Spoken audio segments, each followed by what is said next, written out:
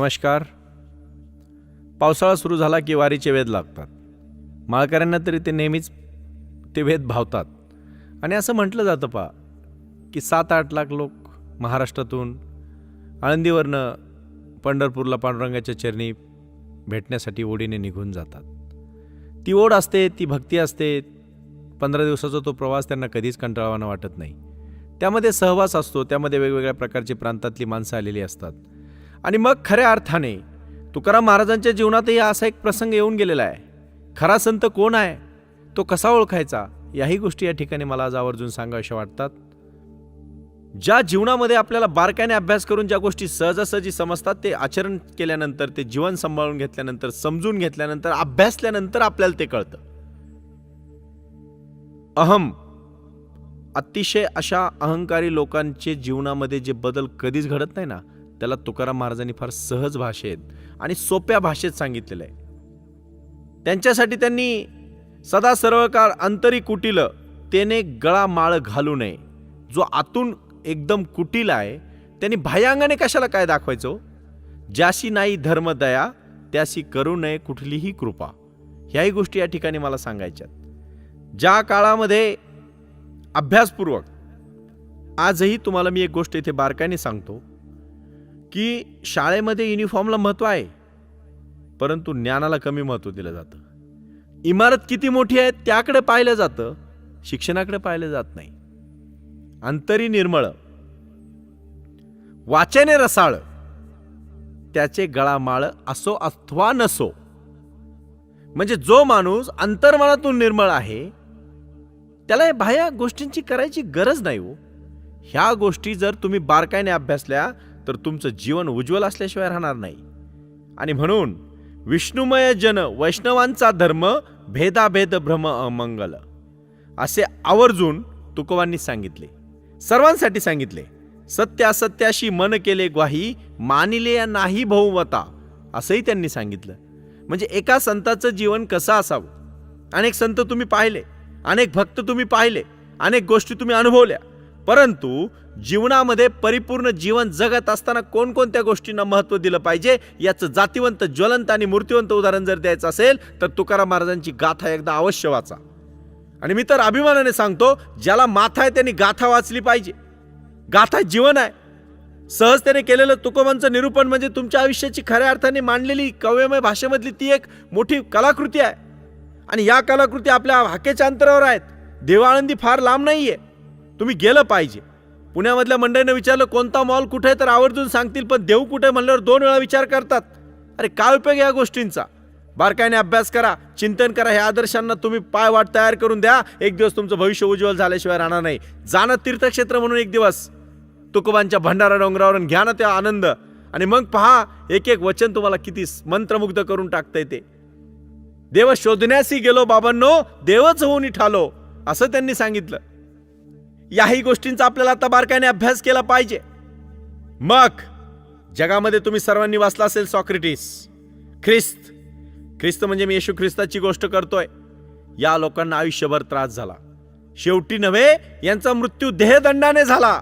परंतु तुकाराम महाराजांनी त्यालाही सांगितलेलं आहे, त्याही गोष्टींचं उत्तर त्यांच्याकडे आहे. ते म्हणाले, तुका म्हणे तोची संत, सोशी जगाचे आघात. हृदयता, सरलता, मृदुता हे ज्यांच्या ज्यांच्या अंगी ना, त्यांनी कुठल्याही क्षेत्रात कधीही तडजोड करायची नाही. लोकप्रियतेसाठी लोकहिताचा बळी देऊन लोककल्याणाची वार्ता करण्याचं कौशल्य त्यांच्या अंगी कधीच नव्हतं. ती माणसं सरळ होती, साधी होती, निर्मळ होती. त्यांनी त्यांच्या आयुष्याची एक मांडणी केली होती आणि ते जाता जाता सांगूनही गेले होते, महू मेनाहुनी आम्ही विष्णू दास, कठीण वज्रास भेदू ऐसे. असे स्वाभिमानपूर्वक सांगणारे तुकोबाराया हे विरळेच होते. आणि त्यांनी जाता जाता सांगितलं, सकळांच्या पाया माझे दंडवत, आपुलाले चित्त शुद्ध करा, आपुलाले चित्त शुद्ध करा. आणि एक हे वाक्य तुकाराम महाराजांचं नीट लक्षात घ्या. आपल्या आयुष्याला उज्ज्वल करा आणि निर्मळतेने आयुष्य पुढे न्या. जीवनाच्या वाटेवर अनेक माणसं येतील आणि जातील, समाज येईल आणि जाईल.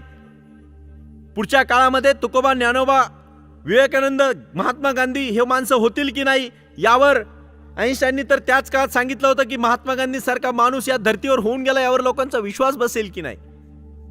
एक लक्षात घ्या, माणसं येतात जातात, काळ बदलतो त्याप्रमाणे माणसंही येतात. संत तुकाराम महाराजांच्या वैकुंठ गमनाची 350 वर्ष नुकतीच घडलेली आता महाराष्ट्र शासनानेही साजरी केली. मनोभावे स्मरण केलं. देवाने हाती तराजू धरला असावा आणि एका पाड्यात तुकोबांची गाथा व दुसऱ्या पाड्यात वैकुंठ घातले असावे.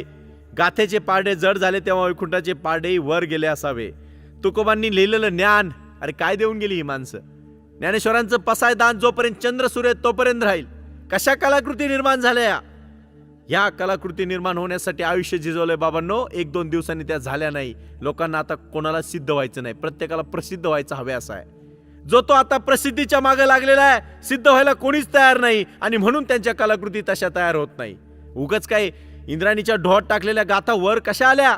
अरे दर्जा होता म्हणून आल्या होत्या, आयुष्य दिलं होतं म्हणून आल्या होत्या. त्या पाण्याला सुद्धा वाटलं नाही तुकोबाचं एवढं मोठं लिखाण असं व्हायला जाऊन देणार नाही आणि तिथे भगवंत मदतीला आले. आख्यायिका सोडून द्या, गोष्टी सोडून द्या, कल्पनाविलास सोडून द्या. बाबांनो त्याचा दर्जा लक्षात घ्या. तो दर्जा आता तुम्हाला तुमच्या जीवनाचा द्यायचा आहे. माणसं येतील जातील, हाडा माणसाचं देह शरीर निघून जाईल, परंतु माणूस गेल्यानंतर ते शिल्लक राहतं ना, ते त्याचं कर्तृत्व आहे. आणि ते कर्तृत्व काय फक्त आपल्या कुटुंबापुरतं आहे का. समाजासाठी ते कर्तृत्व असलं पाहिजे, राष्ट्रासाठी ते कर्तृत्व असलं पाहिजे, मुलांसाठी ते कर्तृत्व असलं पाहिजे, देशासाठी ते कर्तृत्व असलं पाहिजे. तर ते कर्तृत्व नाही तर सखा पाटलाने 10 इमारती बांधल्या आणि सखा पाटील गेल्यावर कोणीच धाव्याला गेलं नाही. काय उपयोग आहे त्याचा. अरे त्या गोष्टीला कोण विचारतो.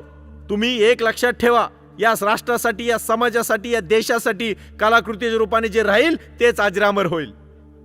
आणि मग हे अजरामर झालेलं जीवन तुम्हा आम्हाला सर्वांना समजून घ्यायचं असेल, बारकाईने अभ्यासायचं असेल तर तुकाराम महाराज वैकुंठाला गेले असं लोक म्हणतात.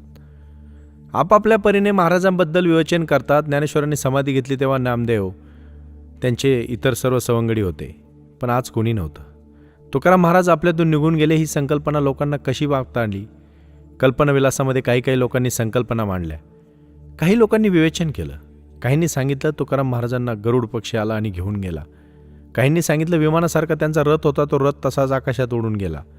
काहींनी सांगितलं महाराज कीर्तनासाठी गेले आणि परत आलेच नाही. जाताना एवढंच म्हटले, आम्ही जातो आमच्या गावा, आमचा राम राम घ्यावा. मग कशा पद्धतीने असं झालं. जीवन कसं घडू शकतो. तुका केवढा अनु रेणू या थोकडा, तुका आकाशा एवढा. म्हणजे योग समाधी त्यांना आयुष्यात प्राप्त झाली होती, त्याशिवाय एवढी मोठी कलाकृती होऊ शकत नाही. तुकाराम महाराजांनी लिहिलेली गाथा जर वाचली आणि त्यांचे 4-5 हजार जर तुम्ही त्यांचे अभंग अभ्यासले तर तुमच्या लक्षात येतं जीवनात त्या किती बारीक समज होती त्यांना.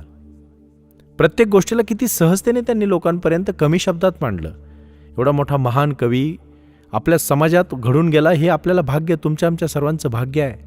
तुकाराम महाराज विठोबाच्या प्रचंड जवळ होते. त्यांनी आपल्या खऱ्या मला कधी कधी शंका पडते, आधुनिक पद्धतीने मी विवेचन करतोय, हे चिंतन आणि हे मनन का करायचं हो. कसे गेले माणूस जाणारच आहे. हा देह ज्याने जन्म घेतला त्याचा मृत्यू अटळ आहे. ज्या दिवशी जन्म झाला त्याच दिवशी मृत्यू लिहिलेला आहे. परंतु तो जगला कसा त्याला फार महत्त्व आहे.